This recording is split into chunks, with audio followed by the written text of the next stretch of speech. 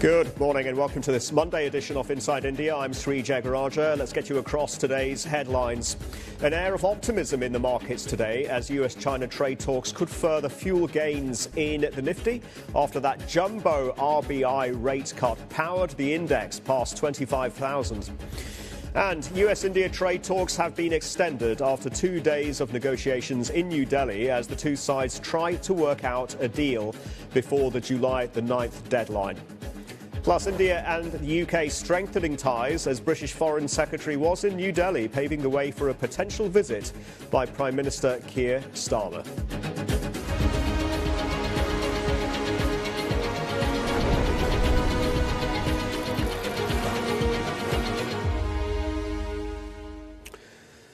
Welcome, everybody. Let's start by taking a look at the Asian markets. And we are looking at some optimism and some confidence in terms of sentiment. And Asian markets quite clearly appear to be pricing in a positive outcome to the US-China trade talks set to take place on later on today, in fact, in London. The Indian markets join us in about 45 minutes' time. So there are some very interesting drivers, of course, and we will get into the RBI move, which was a surprise on Friday, cutting by a much larger than expected 50 basis points. The markets were looking for a 25 basis point cut in the benchmark repo rate.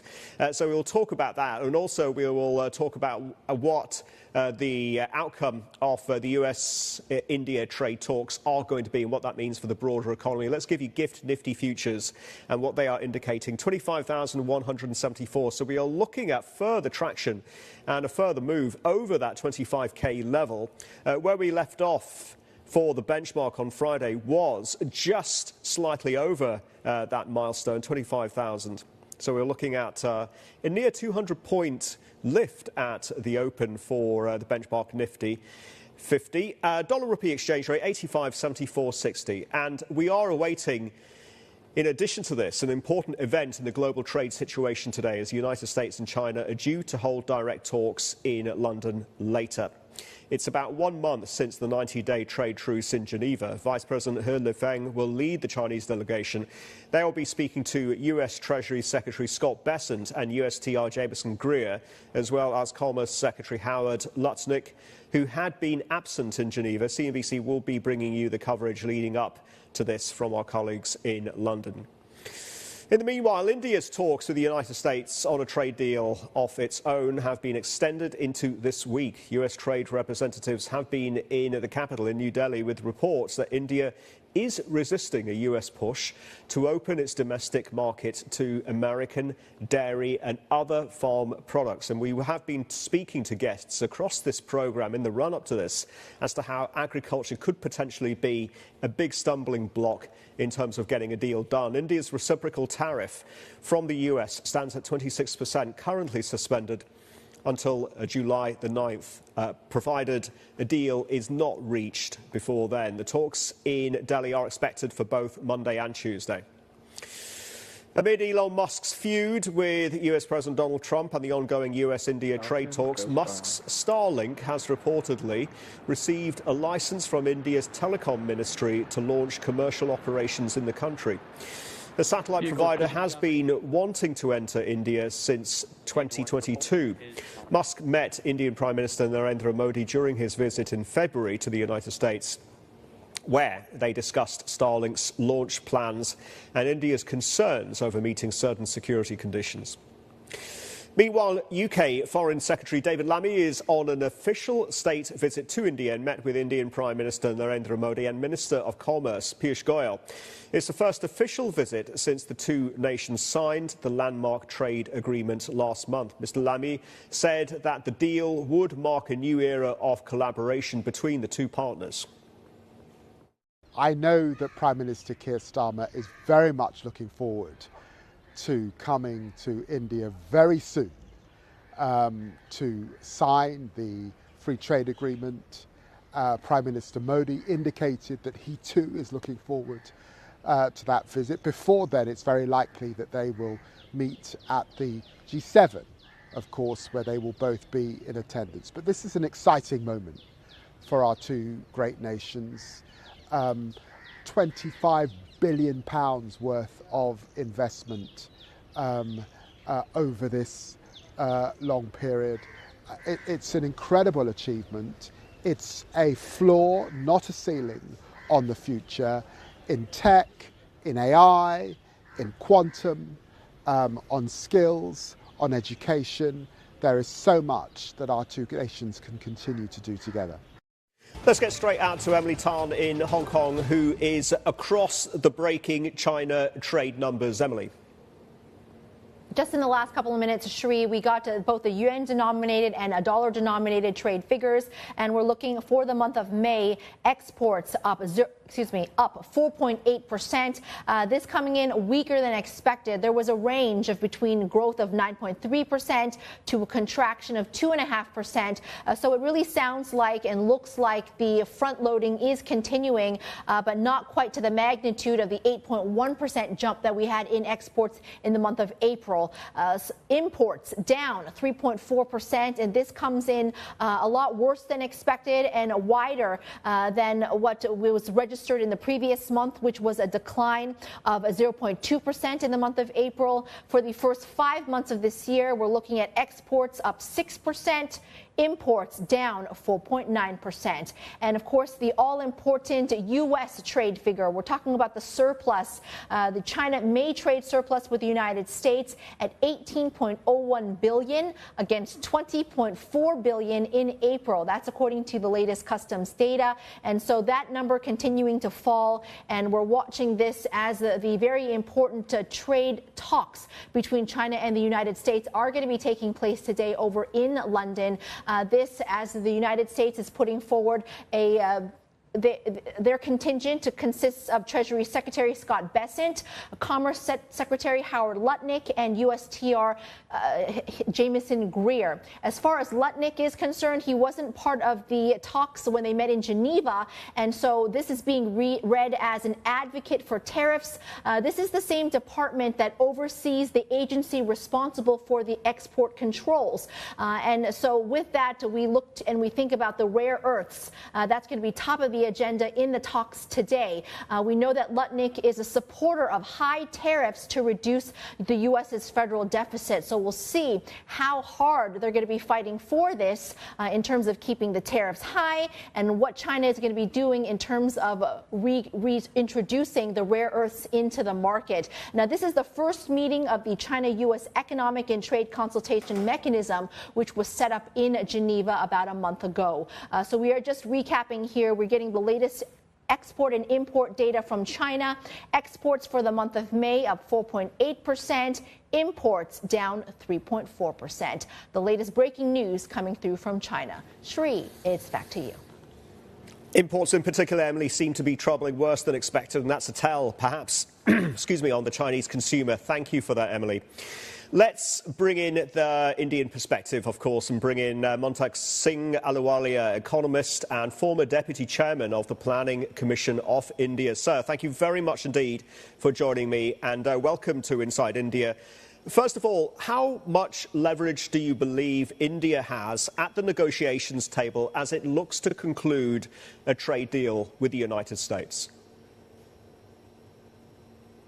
Well, look, it's impossible for me as an outsider to judge how much leverage we have, but I think the U.S. is dealing with all its trade partners. We are not by any means one of the most important, but perhaps when they look at the Indian scene, they will simply look at what the end result is going to be. And the impression I have is that the government is quite seriously engaged in addressing issues of India's tariffs being too high. But of course, there are always other things that are involved in the trade deal, and that's not necessarily known to the public. But from what I hear, I mean, there are lots of positive noises coming from both sides. So I'm hopeful that we will get a good outcome. We have to just wait and see. So, how much of a stumbling block do you feel agriculture is going to be in getting a US-India trade deal across the line? Because this is global, isn't it? Europe and Japan have sizable farming constituents, as does India, and they are encountering exactly the same challenge. And this is where market access, freer market access, collides with food security and with the cost of living issues, not least of all in India. We saw the farmers in the streets protesting in Punjab and elsewhere in India. Do you fear that we're heading in the same direction if we don't get this resolved? Well, you know, I know that politically, market access always becomes a problem. And most of the opposition that you see in India really relates to the fact that the vast majority of our farmers are engaged in food production and are very low-income farmers, small acreage, etc. And on the other hand, in the United States and in other developed countries, you have farmers supported by huge income transfers. But at the same time, I'm sure there's room for giving some selected access if the U.S. is particularly concerned about certain items. You know, India's real leverage vis-a-vis the United States is not opening up the agricultural side. It is the fact that for example, in the whole services area and the tech area, India is a huge market. I mean, the use, I saw some numbers that the use of ChatGPT, for example, is much greater in India than it is in many other countries. So I think the US has to take a broader approach. Is India a potentially important market over the next, say, 10 years? And I think if you look at it from that perspective, for many of the areas where the United States has a logical comparative advantage, India is an important market and a potential partner. So I hope that that will really drive the US decision making. And I mean, if there are some particular things on agriculture, they can be handled. I understand. So just to clarify this, sir, so India has leverage when it comes to tech and services market access and opportunities, number one. But there's also for the big US multinational tech companies. But there's also the opportunity to manufacture in India as well and relocate away from China. And that's where it becomes complicated, doesn't it? Because President Trump has said he doesn't want Apple to do that. So how do you think India and the US are going to square that? Yeah, I think one has to decide what is it that the US wants. You know, the problem is some of these casual statements that are made and then tweeted, one doesn't know to what extent they reflect policy. Yes. Until very recently, the perception of US policy was a concern about ring-fencing China from areas of tech that are viewed as sensitive. And therefore, the logic there was that sensitive supply chains need to be restructured so that there's less dependence on China. In that environment, India has a huge potential, and in a way, what Apple has done with building a capacity to assemble Apple cell phones in India is very impressive. Now, mind you, I think we need to put across, and I'm sure the American technical people are aware of it, that when we import $1,000 worth of cell phones from India, that's not $1,000 worth of Indian exports. I mean, half of that is really value added in the form of IP, which originates in America anyway. There are lots of components from other countries. The Indian component is relatively small. Now, if what the president wants is that Apple should actually assemble all these things in America, bringing in the components from different sectors, he's going to end up with a much higher price for the Apple iPhone. And that's something that they must persuade the American consumer that it's a good idea. To my mind, assembly is a low-tech activity. Yes. The U.S. is a high-tech economy and doesn't make sense to take pride in assembling something in India. So I think the whole original idea was restructuring the supply chains to reduce dependence on China. That, I can understand, is important, and that opens up a tremendous opportunity for India. India will also have to do a lot of work to put its own policies in order so that it can benefit from this supply chain restructuring. But, you know, that's really the name of the game. Yes.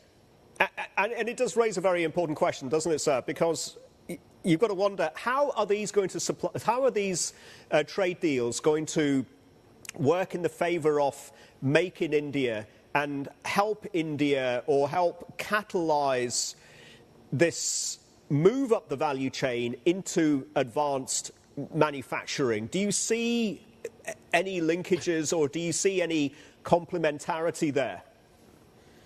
You know, I tell you, if you put a slogan on one side saying "Make in India," and then subject it to whether manufacturing is, whether this is promoted by assembly, you can get into very complicated discussions. To my mind, it's very clear what the Indian position is. I think the Indian position is that we want to be part of a global supply chain. We realize that in a global supply chain, we will be importing from all sorts of places. In order to be part of a global supply chain, we also need to welcome foreign direct investment, because in the first instance, they will want to have trusted suppliers organizing the stuff. In the longer run, it will build India's capacity and credibility to deal with this end of the technology and hopefully deepen this end later on by bringing in more components. So I think that is India. Make in India originally was not meant to be make everything in India, and it was not meant to be make in India for India. It was make in India for the world, and we realize that this requires a lot of imports which have to come in with low duties. That's why we're signing all these free trade agreements. It's a recognition that we need to integrate with the world. Now, I think the US policy, quite honestly, I don't know what the, if you like, the economic logic behind concern about bilateral trade balances in goods alone, etc., what it is. But I'm just hoping that when all these discussions are done, it is in the interest of the United States to have a substantial degree of global trading. If the idea is to make everything in America, I think it will be very damaging for the American economy.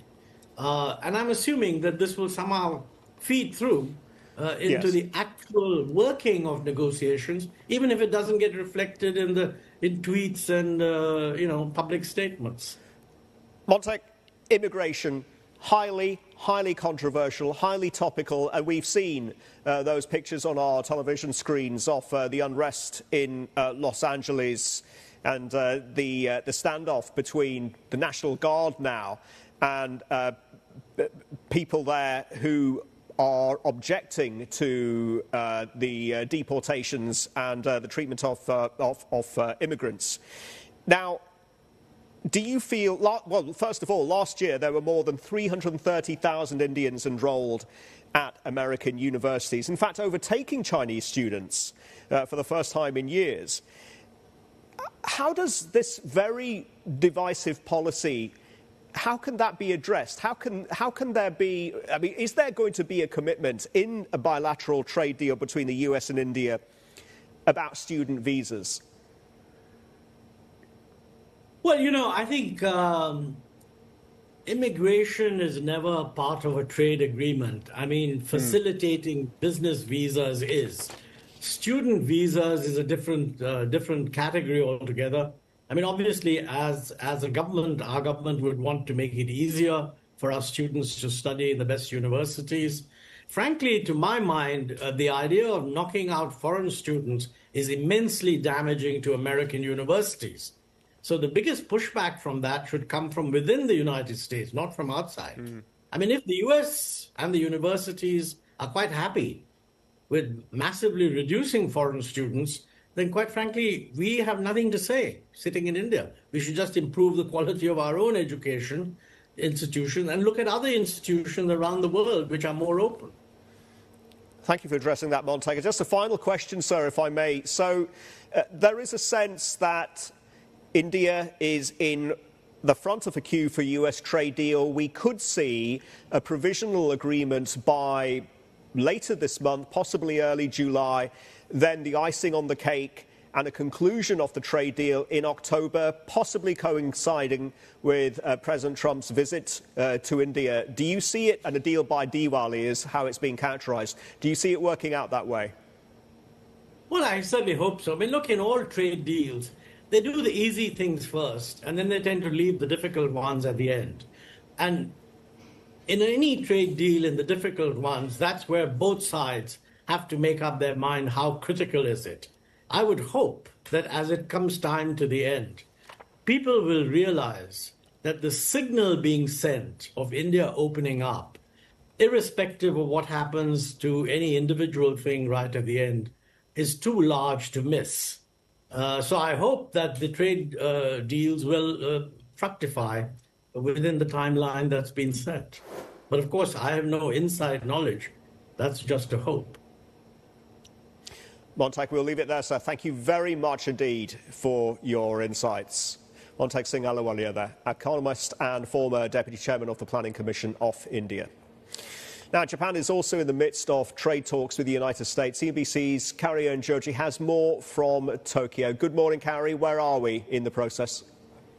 Well, Sri, the trade negotiator Akazawa-san has shuttled back and forth to Washington, and round 5 completed last weekend, and he spent another Sunday briefing his boss, the Prime Minister Shigeru Ishiba. But he has been saying, make haste slowly. But I think right now it's a question of how much more face time the Japanese negotiators can get if the big 3 U.S. negotiators are in London. But take a listen to what Mr. Akazawa had to say after this latest round of negotiations. Apologies. Well, he did say a couple of things, and the crux of the matter was this. He said, I believe that further progress has been made, but we have not yet found common ground. This is a little bit worrying, but not out of the extraordinary, because when there is a bilateral meeting, as there will be in about a week's time, when Trump meets Ishiba at the G7, it is perfectly normal for the underlings to be negotiating up to the last minute to try and table something to make it seem like the 2 leaders agreed on the spot about something very significant like this. Now, we also have the Nippon Steel clock ticking as well, because the 18th is the deadline. Unless some kind of deal agreement is reached until then, Nippon Steel faces a huge fine, a breakup fee. And we don't know what the outcome of that is going to be either. But at the end of the day, I think Japan wanted to offer various things, including new investment into the U.S. market by corporate Japan, and also as an alternative, maybe new technologies that they can offer to the U.S. in terms of this rare earth saga, because it's not enough to just mine it out. You have to actually process it and refine it, which is very difficult. And Japan has some kind of coveted technology in that space. So there are other things on the table, of course, including removing some of the barriers to make it easier for American companies to export to the United States. But at the moment, the clock is ticking. We only have a week until that bilateral summit. But bear in mind, Sri, this is not going to be the first and last that the 2 will be meeting. Similar story with the Indian negotiations and for Japan, steel, autos and rare earths. A lot of stake, Carrie. Thank you very much indeed for that. As we head into a break, let's take a look at the Japanese yen, a touch weaker after revised GDP numbers. We will bring you those numbers after the break.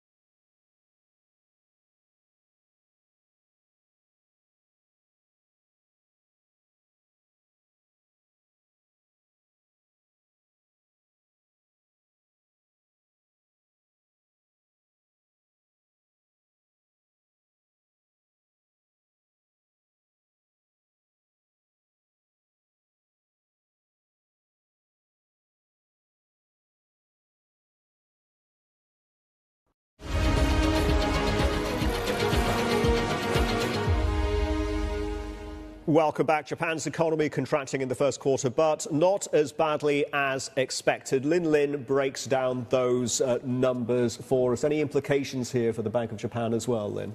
So what we saw for the first quarter of this year for Japan was a contraction, but it was less severe than what the initial estimate was, 0.2% contraction here on a year-on-year basis.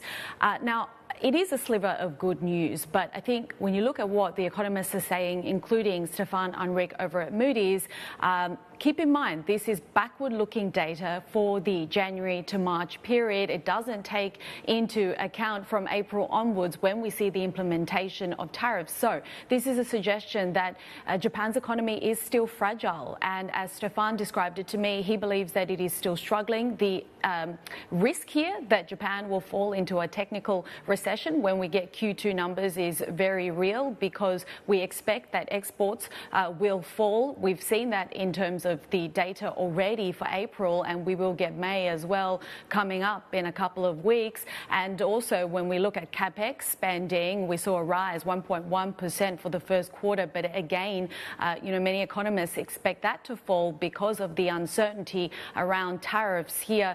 So I think all in all, as what we were hearing as well from Kauri, is that a lot of this hinges here on how these trade talks go ahead. The Bank of Japan is unlikely to move this month. We've heard on this basis here of this uncertainty ahead for the economy that the central bank want to take a wait-and-see approach as well. And so I think, again, this is going to be the G7, the expectation of this meeting between the Prime Minister Ishiba and the US President Donald Trump, all falling at around the same time, Sri, as the Bank of Japan meeting as well. Uncertainty, as you mentioned, clearly weighing on capex intentions. Lynn, thank you very much indeed for that. As we head into a break, let's take a look at commodities complex in early Asia. Spot gold holding at about 3,300. We'll be right back in 2 minutes.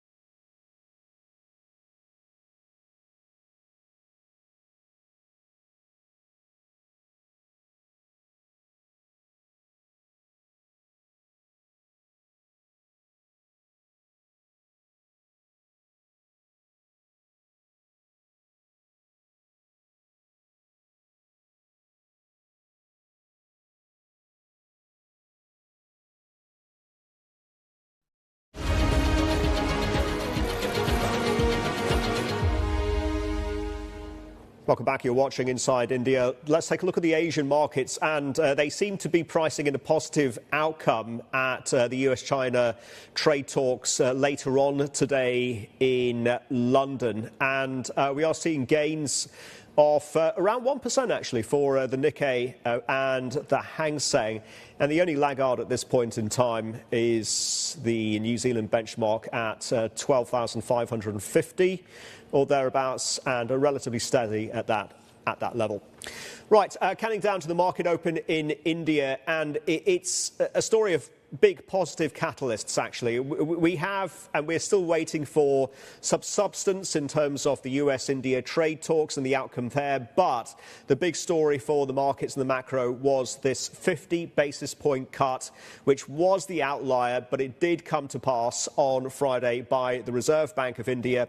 That lit a fire under the markets, and the benchmark Nifty 50 recaptured 25,000.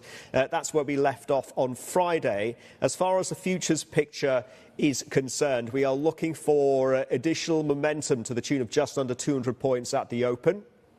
So 25,180 indicated dollar-rupee exchange rate, 85.6150.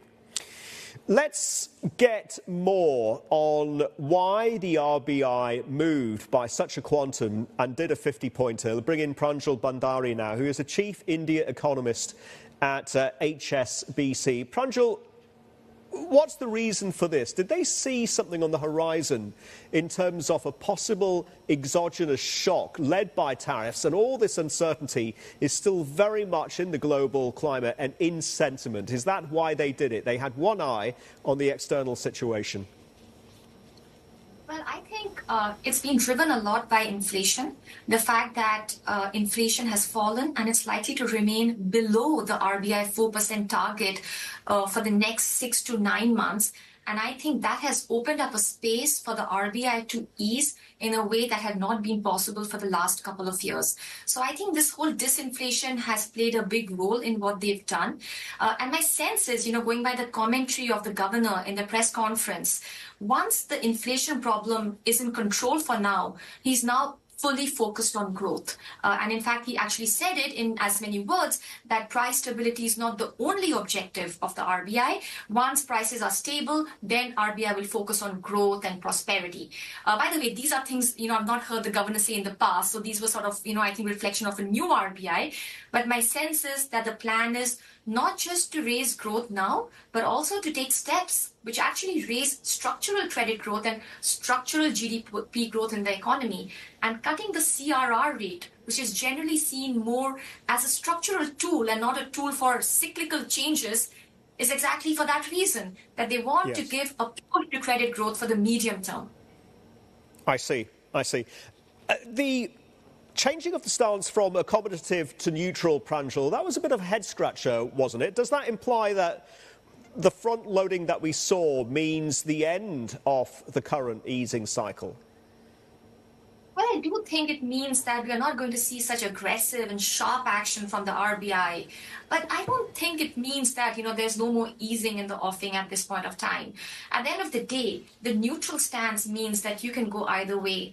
And if in 3 to 4 months from now, the RBI realizes that inflation is even lower than its 3.7% forecast, which, by the way, is our view, we think it'll be much lower, it'll be closer to 3%, then maybe RBI can cut again around December, which again is our forecast.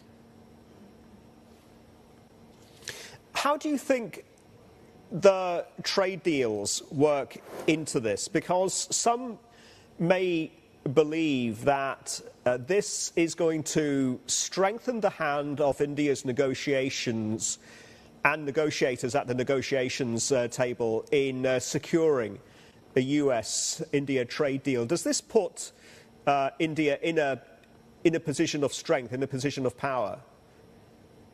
Well, a good question. And, I don't think it really impacts the negotiation, which anyway is going on.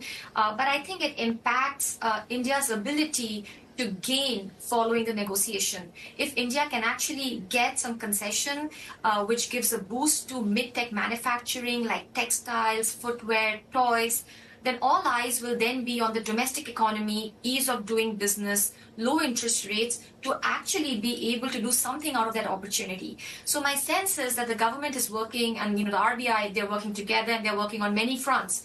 One front is basically getting the trade negotiation with the US done. The other front is to ensure that once that is done, there is a nice sort of domestic stage on which new manufacturing can take off. Did you feel, Pranjul, that this decision was informed by last year's macro and markets event? Did that perhaps scare the RBI into acting as aggressively as they did on Friday?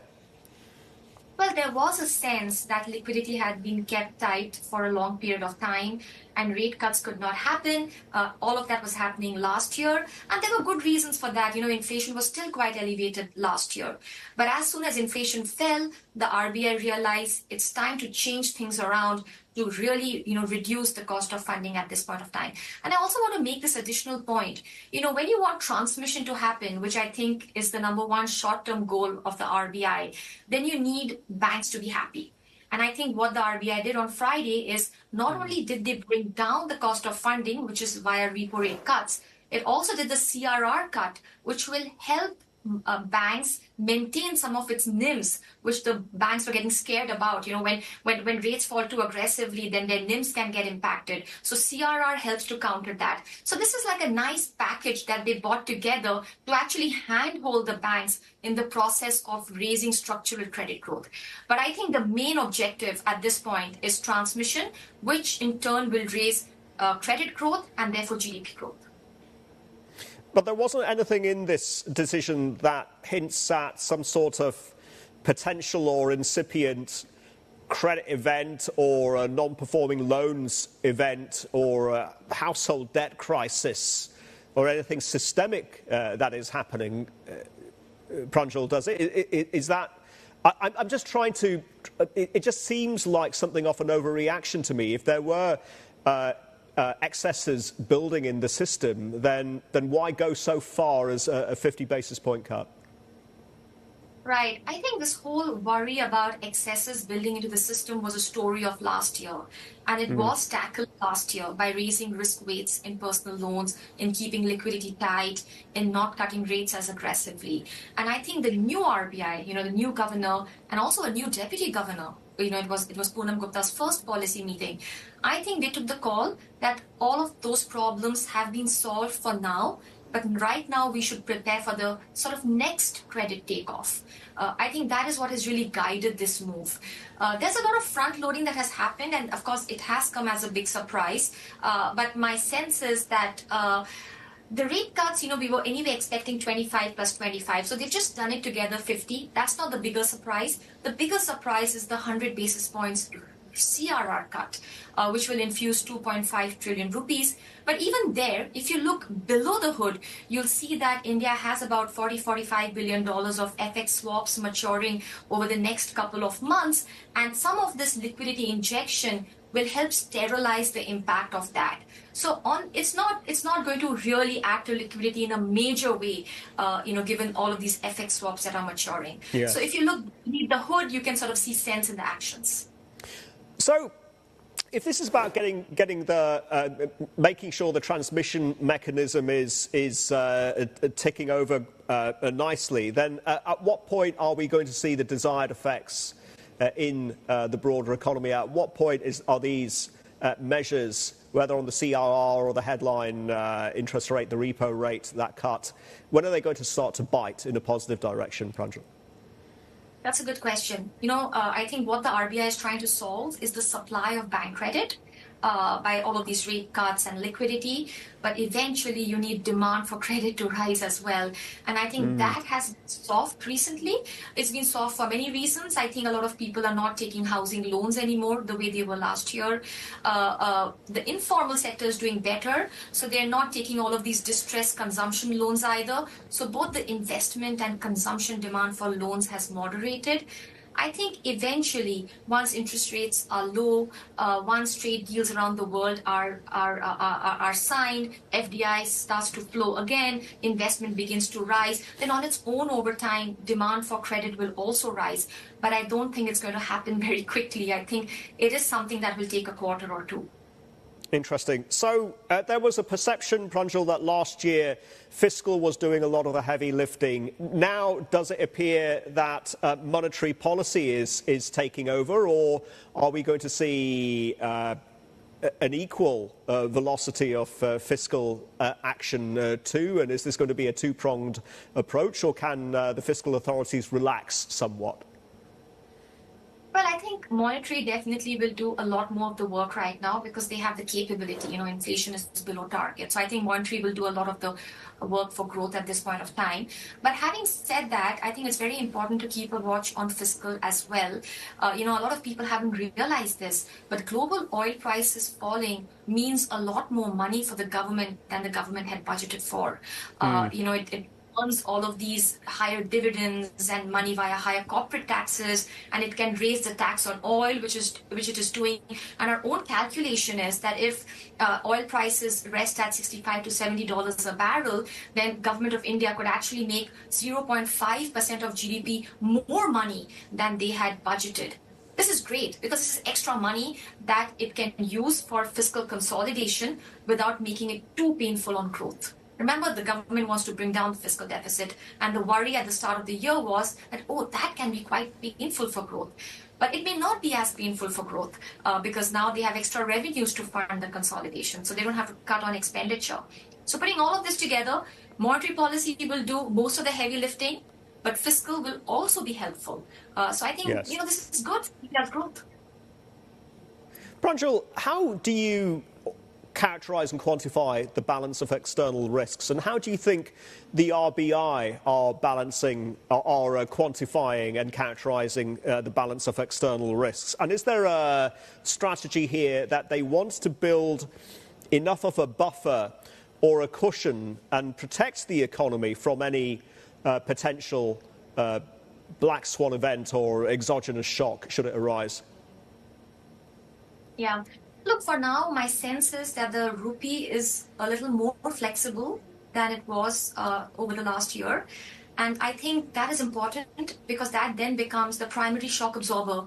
If there's, like, for example, a big crisis event globally, the rupee will depreciate and at once, provide some support to India's exports. So it's important to let the rupee be flexible because then it becomes the first shock absorber at a time when there is global uncertainty. And I think, the RBI is doing that. I think the rupee is a lot more flexible right now than it was in the past. Of course, the second is that you want to build back FX reserves. But, that may not happen very quickly. I think FX reserves are already pretty high. The governor spoke about how it's 11 months of import cover. But if RBI wants to build it further, I think that will take a little bit of time. And the one thing I'll be watching out on the external front is capital inflows. Net FDI inflows in weak, portfolio inflows have been uncertain. And, I think that's sort of the one thing we'll need to watch out carefully.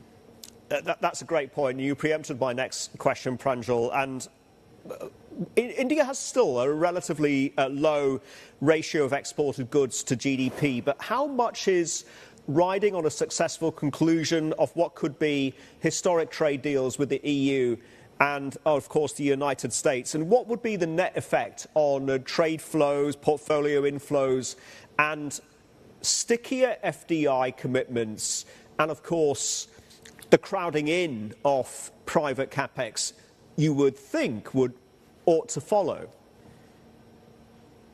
Great questions. And, this is an area we've been tracking very carefully. I think India has generally done well on exports of high-tech items like mobile phones or drugs and pharmaceuticals, automobile parts.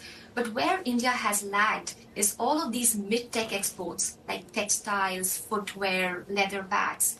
These mid-tech exports are actually more labor-intensive. They create the jobs that India needs. And I think there's a realization in the last couple of months that, hey, why don't we take this as an opportunity to actually, give a boost to mid-tech exports?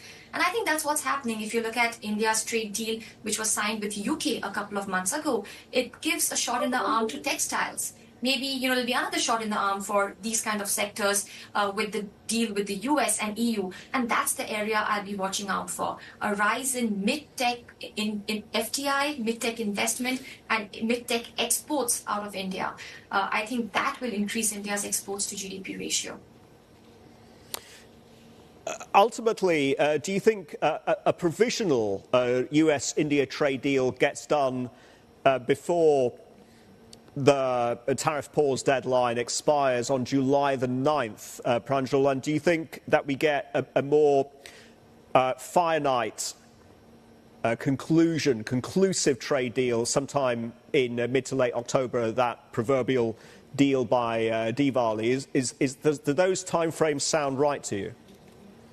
Well, look, I'm hoping it works that way. And, from all the media reports I see, I think it is going in that direction. One thing I must say here is that I think India's strategy in signing trade deals has changed, and I think it's changed for the better. Earlier, India used to make them like very large trade deals, which would have goods, services, investment flows, dispute resolution. They used to bring in so many factors and so many variables that eventually the trade deal would take a long time to get signed. But now the attitude is different. They are ready to sign a bare minimum trade deal and then later focus on the items that got left behind. And I think that's sort of, a very nice tactic to have in today's world. And the India-UK trade deal was the first template. And I think, favorable tailwinds from there will also help the US and EU trade deal. Get on with whatever you can and later on focus on the more controversial parts of the trade deals. Pranjal, we know how politically sensitive from India's context agriculture could be, so we're watching that one very carefully in terms of a potential stumbling block to getting a deal done. But ultimately, in terms of where we are for headline growth in the current fiscal and looking into 2026, do you feel that this decision by the RBI can underwrite growth in the region of 6.2, 6.5%? I think so. I think what we've seen in the last couple of months is actually on the margin better news for India's GDP growth. One, the reciprocal tariffs, were reduced at least temporarily from 26% to 10%. And then you had inflation that was easing a lot. And on the back of that, an RBI doing a lot more easing and front loading it more than anybody had expected. I think these are all good news on the growth front. And I was worried a few months ago about growth dipping below 6%. But my sense is it will be closer to 6.5% if all of these, continue in the right direction. Pranjal, we'll leave the conversation there. Great insights. Thank you very much indeed for joining me with your analysis. Pranjal Bhandari there from HSBC. Right, India's first train to Kashmir left from Srinagar over the weekend. The Vande Bharat Express is India's fastest train and slashes travel time between Katra and Srinagar to just 3 hours from the 6 or 7 hours it takes to get there by road. The route crosses the Chenab Bridge, which is the world's highest railway arch bridge. Prime Minister Narendra Modi inaugurated that bridge on Friday and took the chance to hail efforts to increase connectivity to Jammu and Kashmir.